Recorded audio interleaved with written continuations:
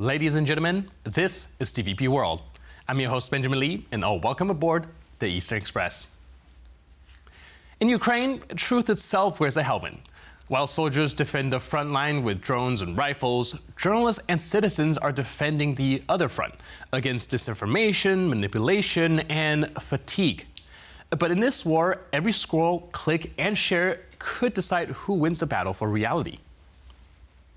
In war, information is oxygen.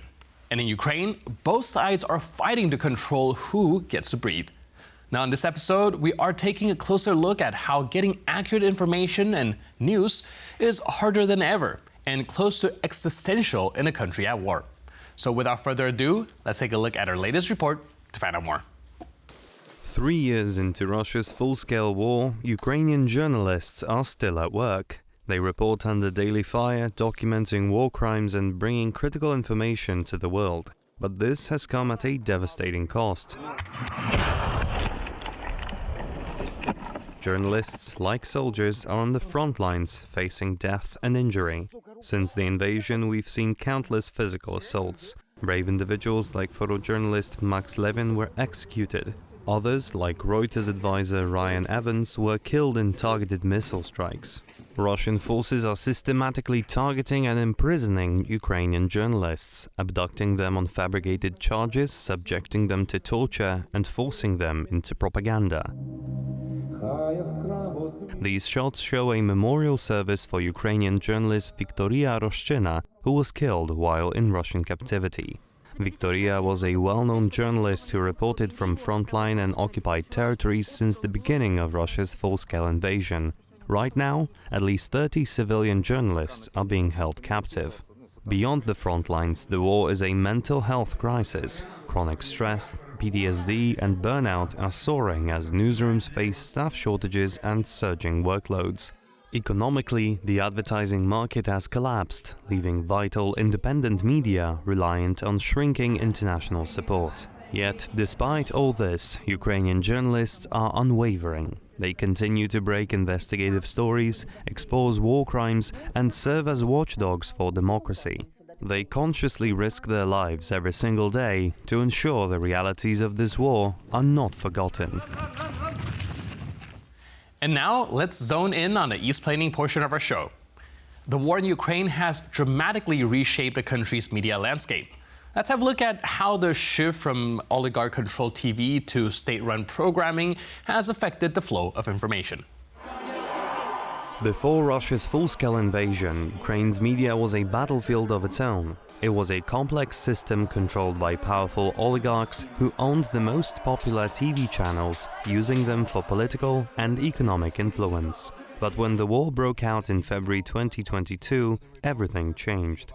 Under the immense pressure of the invasion, the largest TV stations, once rivals, did the unthinkable. They merged into one state-controlled channel, the United News Telemarathon.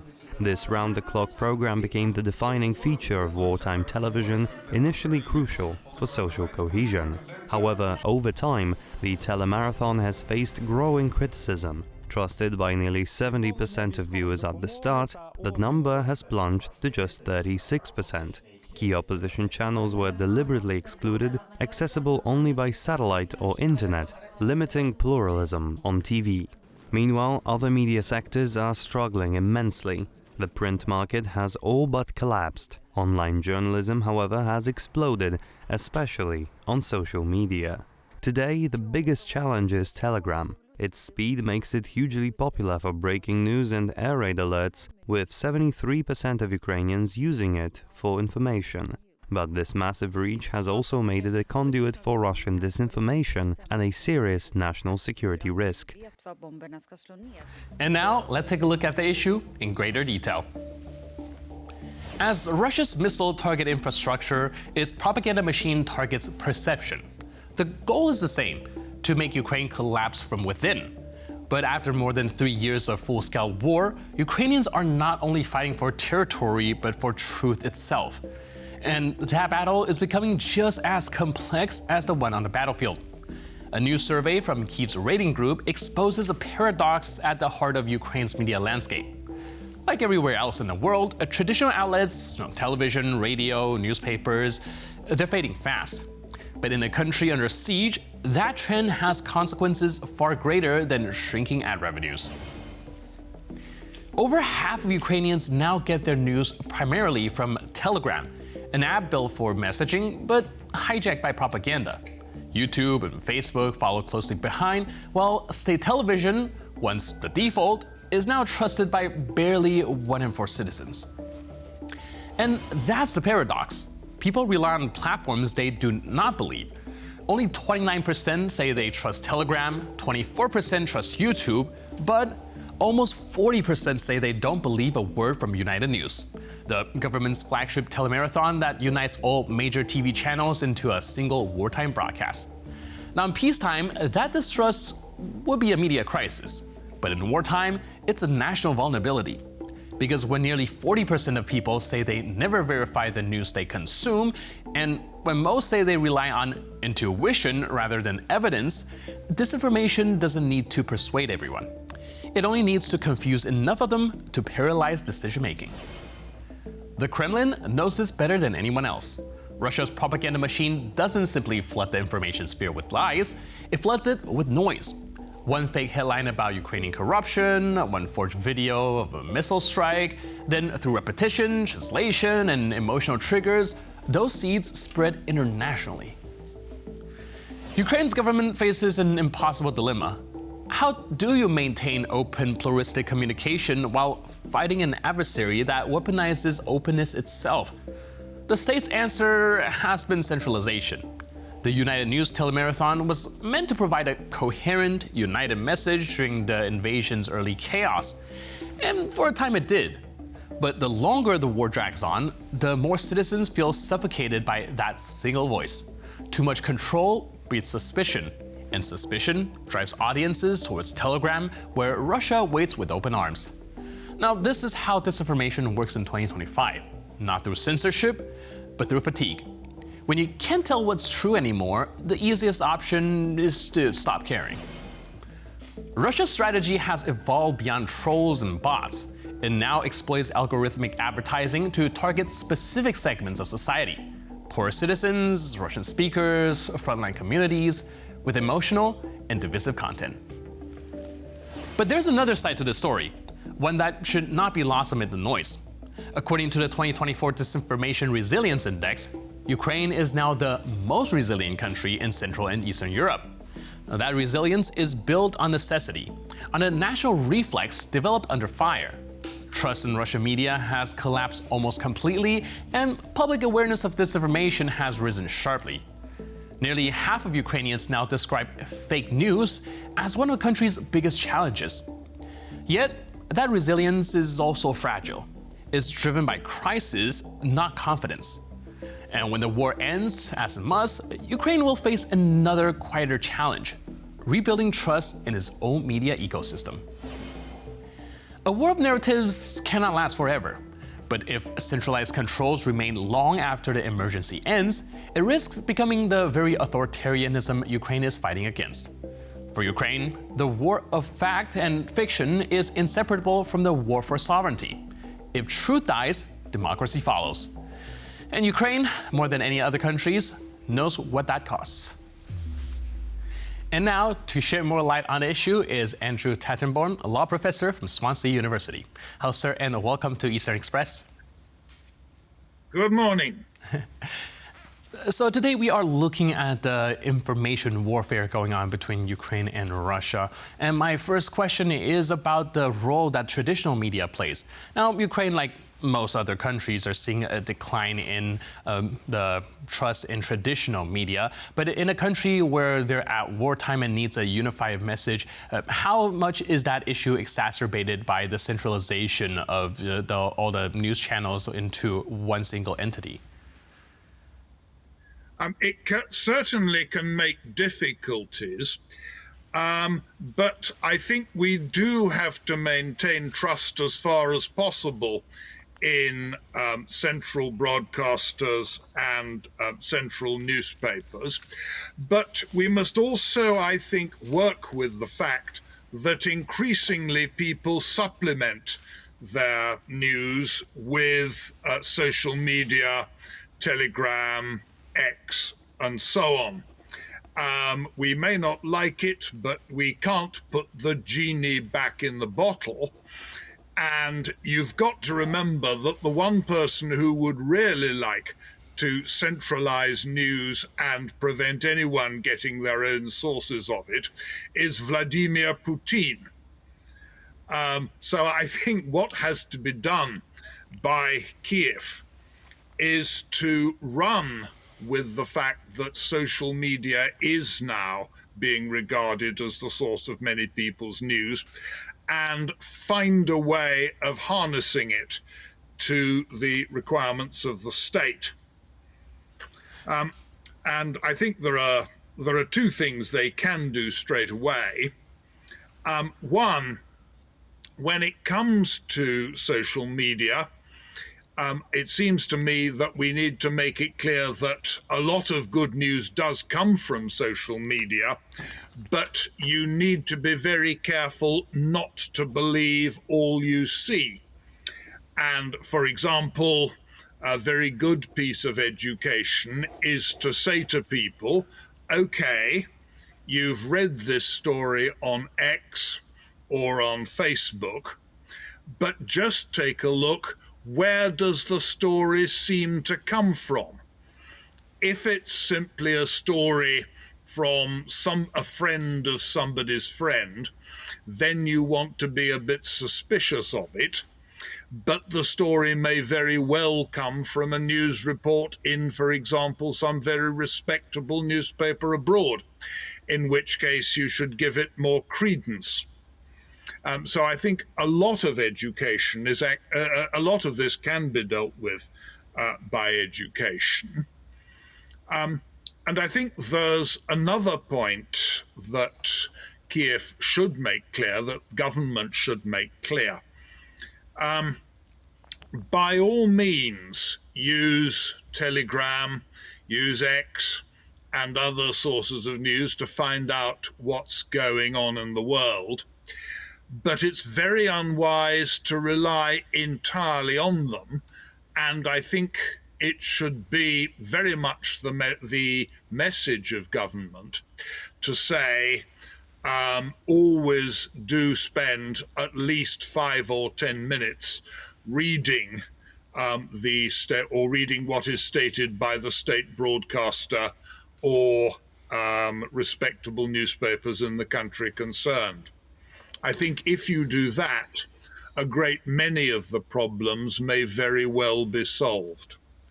Right, but we're looking at the decline of traditional media and the centralized media, not just in popularity and viewership. A recent survey also shows that over 40% of Ukrainians, when asked, say they do not trust a single word from their public broadcaster, even though distrust in all other social media is still relatively high as well, ranking them around 20 to 30%. It does seem like the lack of plurality and the controlled messaging from the central media has driven a lot of people away. Do you think that in an attempt to rein back the support of the citizens, coming into the social media sphere with the same type of unified messaging is going to be as effective? It may not be entirely effective, but I think it's something that the state must try. And it's all very well to say that people distrust the central media, but I think it's also worth the state pointing out how many lies have you actually heard from the central media, and how many reports have you read on Telegram, on Facebook, which you really can't trust at all. And I think it's very important to say you should keep all channels of communication open. And you must not dismiss the central media. Indeed, you should probably be more skeptical of informal sources of news coming from social media. You need to read them very carefully. Right, like you mentioned, of course, when it comes to the difference between the centralized media and, well, news just flying all over the social media is the ability to be it fact-checked, to be it having actual credible sources as well. But what do you think is contributing to the general perception that gives us a result that is opposite of what we should be looking at? Meaning, again, why do you think Ukrainians themselves are distrusting their main central media rather than social media that they do know has a lot of fake news? I think this is a phenomenon the world over. That people are coming to realize that there are other sources of news than central media. It's certainly not a specifically Ukrainian phenomenon. It happens in the United States, it happens in Britain, it happens in all sorts of countries. What I think you can also say to people, actually, is that they should take advantage of the fact that the internet is now worldwide. And if they feel worried in any way about reading something in the Ukrainian media, there is nothing to stop them reading English language media from other countries, from the New York Times, from the Times or the Daily Telegraph in Britain, or, for example, English language broadcasters in, say, Europe, such as Deutsche Welle. I think it's very important to encourage people to consult quite a wide group of sources of news here. And if you do, I think this may actually, in the end, persuade people that traditional media are not quite as much to be distrusted as they might think. All right, like you mentioned, of course, because they cite the lack of plurality as the reason for them losing credibility. So maybe the way to draw them back is to consult even more media internationally in order to see which one echoes the same statement and which one will pretty much just produced out of thin air. Now, I would like to also ask you about Russia's strategy when it comes into distributing these disinformation. At first, we thought that they're just there to change some minds, but it also seems very likely that their goal is just to confuse the general audience, kind of taking in these type of information and to a point that they don't know what is to trust. What does Vladimir Putin ultimately stand to gain in order to muddy the water so much when it comes to this information sphere? Well, we obviously have to do something to educate people about the possibility of Russian disinformation. And I think actually that comes back to what I said earlier when it comes to social media. If you have stories in social media that have no obvious source, I think you always need to be aware that there could very well be a Russian bot behind it. And you should take account of that fact. Again, the advice can be, well, look to media outside both Russia and Ukraine, see what you read there, see what you read in, as I said, I said the English language version of Deutsche Welle. French broadcasters also produce English language versions. I think that probably is the way forward. Trying to prevent people having access to Russian media, I suspect, is a mistake. Even though we know Russia is the enemy, cutting people off from particular sources of information makes them more suspicious of the country they live in rather than less. But I think it's very much a matter of encouraging people to range as widely as possible in seeking out their sources of news and to become sensible and aware of the possibility of disinformation, especially when they read stories which don't have any obvious support. All right, thank you so much for your input and insight. That's been insightful, and thanks for being with us on Eastern Express. My pleasure. Cheers.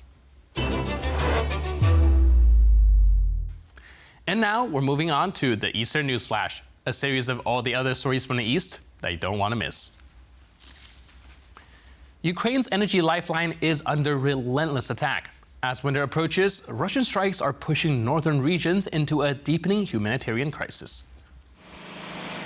Streets plunged into darkness. This is the daily reality for citizens in Ukraine. In just the first half of 2025, Ukraine's energy sector took its hardest hit since the war began. According to the Ukraine Energy Support Fund, over half of the country's pre-war power generation is now offline, with thermal plants suffering the worst damage, around 70% destroyed or disabled. The Chernihiv region bordering Russia is among the hardest hit. Restoration crews are unable to work safely due to constant Russian drone strikes, halting repairs and worsening conditions for civilians. Ukrainian President Volodymyr Zelensky says Chernihiv, Sumy and Kharkiv are now the epicenters of the crisis. Despite the destruction, international aid continues to flow. The Ukraine Energy Support Fund has raised nearly 1.3 billion euros, but still faces 400 million euro shortfall, excluding the latest wave of attacks. The fund is urging governments and private partners to step up, warning that Ukraine's energy future and its place in Europe's grid hangs in the balance. Russia's once mighty steel industry is buckling under the weight of war and sanctions. With exports slashed and demand falling, hundreds of thousands of jobs are now at risk. The Russian steel sector, which employs around 700,000 people and makes up nearly 20% of the country's industrial output, is facing its worst crisis in decades. Ukraine's foreign intelligence says the collapse is a direct result of sanctions and the war's long-term impact on Russia's economy. Production figures paint a grim picture for Moscow. In 2025 alone, major steel plants have reported double-digit drops in output, and financial reports show steep declines in profits, revenue, and cash reserves. Some companies have even stopped paying dividends, a sign of how serious the situation has become. With domestic demand down 15% and export margins shrinking, the outlook for the fourth quarter remains bleak. Analysts warn that the sector could be heading toward a crisis not seen since the 1990s. And that's all for this episode of Eastern Express. But for more news, update, and commentary, please stay tuned to TVP World.